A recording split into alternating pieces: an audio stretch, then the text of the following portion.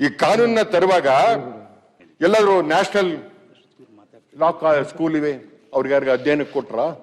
ನಾವಿವತ್ತು G20 ಹೆಮ್ಮೆಯಿಂದ ಹೇಳ್ತಾ ಇದ್ದೀವಿ, ಅದು ಅಧ್ಯಕ್ಷತೆ ನಮ್ಮದು ಅಂತ.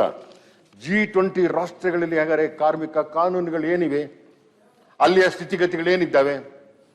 G20 ದೇಶಗಳನ್ನ ಮುನ್ನಡೆಸುವಂತ ನೇತೃತ್ವ ವಹಿಸುವ ನಾವು ಆ ದೇಶದ ಬಡವರ, ಕಾರ್ಮಿಕರ, ಶೋಷಿತರ ಪರಿಸ್ಥಿತಿಯನ್ನು ಅಧ್ಯಯನ ಮಾಡಿ ತಗೊಂಡು ಬರ್ತಾ ಇದ್ದೇವೋ, ಅಥವಾ ಯಾರೋ ಒಂದು ಇಂಡಸ್ಟ್ರಿಯವನ ಒತ್ತಡಕ್ಕೆ ಮಣಿದು, ಯಾವುದೋ ಒಂದು ವರ್ಗದ ಒತ್ತಡಕ್ಕೆ ಮಣಿದು ತರೋದಾದ್ರೆ ಇದನ್ನ ಖಡಾಖಂಡಿತವಾಗಿ ವಿರೋಧಿಸಬೇಕಾಗುತ್ತೆ. ಅದಕ್ಕೋಸ್ಕರ ಸರ್ಕಾರಕ್ಕೆ ನಾವು ವಿನಂತಿ ಮಾಡಿಕೊಳ್ತೇವೆ, ತುರಾತುರಿ ಬೇಡ.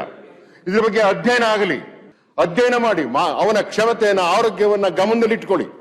ಮಹಿಳೆಯರಿಗೆ 12 ಗಂಟೆ ಕೆಲಸ ಮಾಡಿದ್ರೆ ಏನಾಗ್ಬೋದು ಅಂತ ಒಂದು ಸ್ವಲ್ಪ ವೈಜ್ಞಾನಿಕ ಅಧ್ಯಯನವನ್ನು ಮಾಡಿ, ಆದ್ರೆ ಎಲ್ಲ ವರದಿಯನ್ನು ಆಧರಿಸಿ ನಾವು ಕಾನೂನು ತರಬೇಕೇ ಹೊರತು ಯಾವುದೋ ಒಂದು ಸೆಕ್ಟಾರ್ ಕಣ್ಮುಂದಿಟ್ಕೊಂಡು ಎಲ್ಲಾ ಸೆಕ್ಟಾರ್ ಮೇಲೆ ತಂದಿರ್ತಕ್ಕಂಥದ್ದು ಸರಿಯಾದ ಕ್ರಮ ಅಲ್ಲ.